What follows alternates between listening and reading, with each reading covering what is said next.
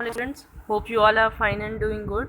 This is going to be your science fact file 2 class for grade 7. Today in this class we will learn about the page number 78, and we will do a experiment related to the candle, that when a candle burns what will happen. Here are the objectives of today's class. You will be able to learn about the combustion process, and you will be able to learn that the combustion process needs oxygen to burn, and carbon dioxide gas is used to stop the burning processes. And as a result of combustion, what are the products which will form.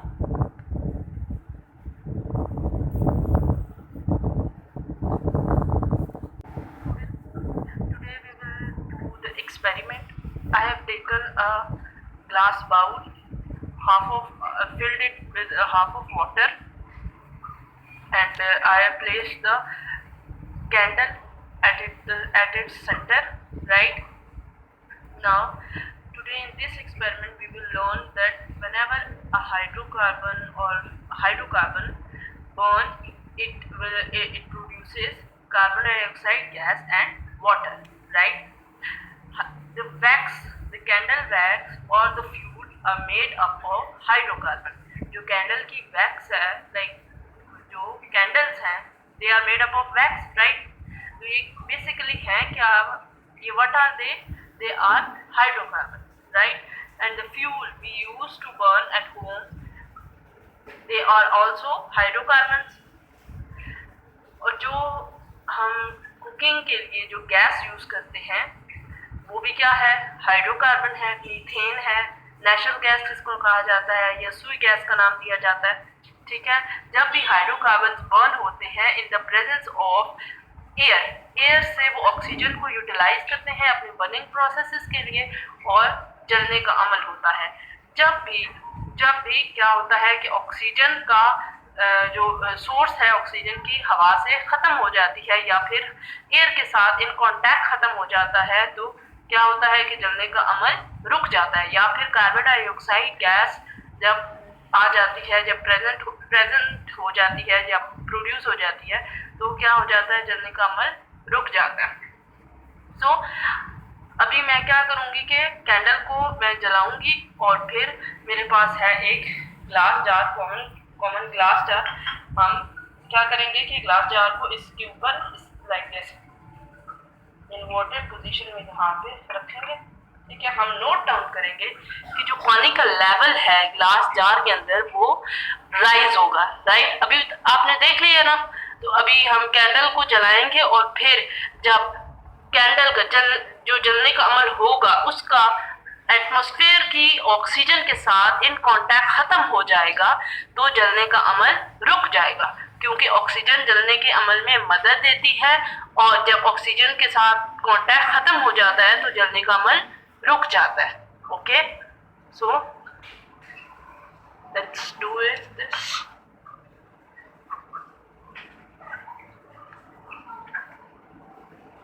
मैंने candle को जलाया है, और अभी मैं क्या करूंगी कि जो हमारे पास ग्लास जार है इसको इन्वर्टेड पोजीशन में इसके ऊपर रखूंगी, और आप पानी का लेवल चेक कीजिएगा, और आप ये चेक कीजिएगा कि जो जलने का अमल है वो खत्म हो जाएगा. जैसे ही हवा के साथ जो राब्ता है कैंडल का, यानी इस फ्लेम का, ये कट ऑफ होगा, तो जलने का अमल रुक जाएगा. क्यों रुकेगा? क्योंकि जो कैंडल जो जल रही है इसको ऑक्सीजन मुयस्सर नहीं होगी, ऑक्सीजन नहीं मिलेगी.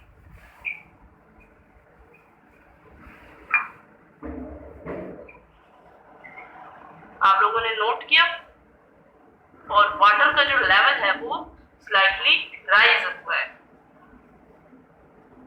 ऐसे देखिएगा आप ऐसे, तो आपको पता चलेगा कि वाटर का लेवल राइज हुआ है.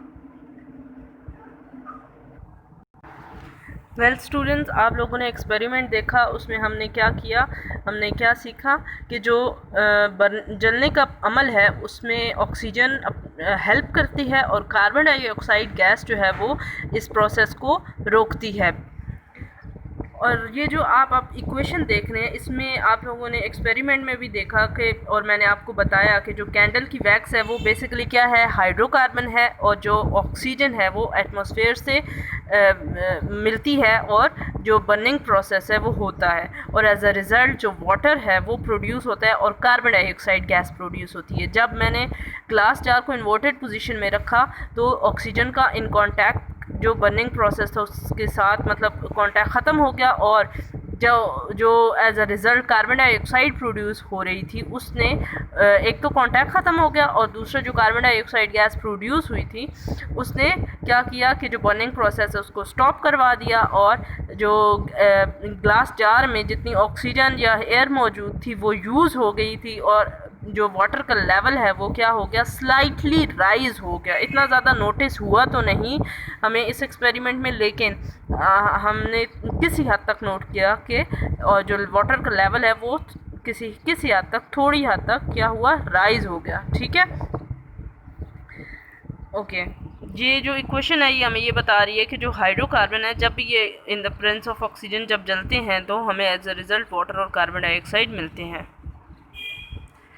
अब आप अगर देखें कि जो सेफ्टी प्रिकॉशंस हैं, लाइक अगर कहीं पे कुछ बर्निंग प्रोसेस हो रहा है उसको रोकना है, तो हम पहले ये देखेंगे कि जो बर्निंग प्रोसेस है उसके लिए कौन कौन से एलिमेंट्स ज़रूरी हैं, मतलब कौन कौन सी ऐसी चीज़ें हैं जो इस प्रोसेस को प्रमोट करती हैं।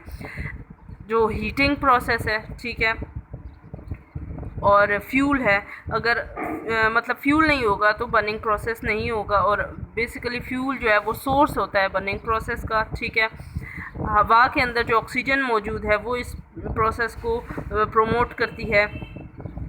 केमिकल रिएक्शंस जब हो रहे होते हैं तो हीटिंग प्रोसेस भी साथ साथ हो रहा होता है। अब अगर हमने इस प्रोसेस को स्टॉप करवाना है तो अगर हम हीटिंग को रिमूव कर देंगे, यानी अगर कूलिंग प्रोसेस करेंगे, लाइक वहाँ पे कूलिंग एनवायरनमेंट प्रोवाइड करेंगे, तो ये प्रोसेस क्या हो जाएगा, ख़त्म हो जाएगा। बट ये हर केस में फिजिबल नहीं है। जब इलेक्ट्रिकल फायर्स होती हैं, जब उस केस में जब जलने का अमल होता है, जब आग लगती है तो पानी हम नहीं फेंकते क्योंकि it is not safe to use. अब अगर फ्यूल की बात करें तो अगर हम फ्यूल को रिमूव कर देते हैं तो ऑब्वियसली जो जलने का प्रोसेस है, जो बर्निंग प्रोसेस है वो नहीं होगा, वो ख़त्म हो जाएगा। ये हम केस इस तरह हम अगर डेली लाइफ में देखें तो जो गैस जो जल रही होती है, जो हमारे स्टोव्स में, किचन में जो स्टोव्स हैं वहाँ पे जो गैस जल रही होती है, अगर गैस प्रोवाइड ना हो, पीछे से बंद हो जाए या हम वॉल वगैरह बंद कर दें तो जलने का अमल रुक जाता है। अगर ऑक्सीजन की जो सप्लाई है हवा के अंदर, जो ऑक्सीजन की सप्लाई है, अगर वो कट ऑफ कर दी जाए तब भी ये प्रोसेस स्टॉप हो जाता है।